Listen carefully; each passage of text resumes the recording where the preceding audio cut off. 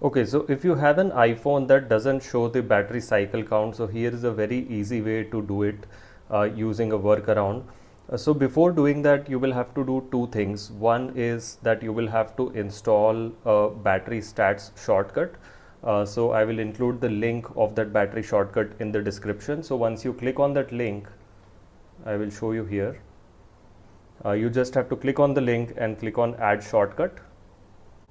So next you have to go to settings and scroll down and click on privacy and security, and then scroll down further and you will see there is an option for analytics and improvement. So once you click on this, you will see this screen. Now if your share iPhone and watch analytics is off, you will first have to turn it on and then probably wait for around 24 to 48 hours for the analytics to be refreshed. Until then you will not see anything in the analytics data. So once you enable this, you wait for 24 to 48 hours before following this step. So now once you have enabled this option, you will have to go to the analytics data. And here there are various different files. So all you have to do is that whatever is the analytics file that is for the most current date that starts with the word analytics, so you will have to click on this.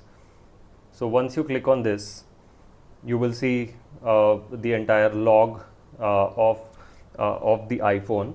Now you have to click on this shortcut, and once you click on this, you will have to click on this battery stats shortcut that you just created using the link that I will provide in the description. So as you can see here, the log file now shows me the actual battery cycle count, which is 749 cycles. It also shows me the current battery capacity compared to what it was originally, and it also tells me the battery capacity, which essentially is the battery health. But this number can differ from what it actually shows in settings under the battery health option. But this one is more accurate because this one is from the most recent log file. So it is currently showing as 78.62%. But if I go to the battery health option within settings, you will see there is a different number over there. So I am in settings, and now when I go to battery and battery health, so it is showing as 84%. It doesn't refresh every time you refresh this particular page, so there is always some lag. So whatever you see in the log file using the shortcut, that is more accurate battery health for your iPhone. So try this out and let me know if this worked for you.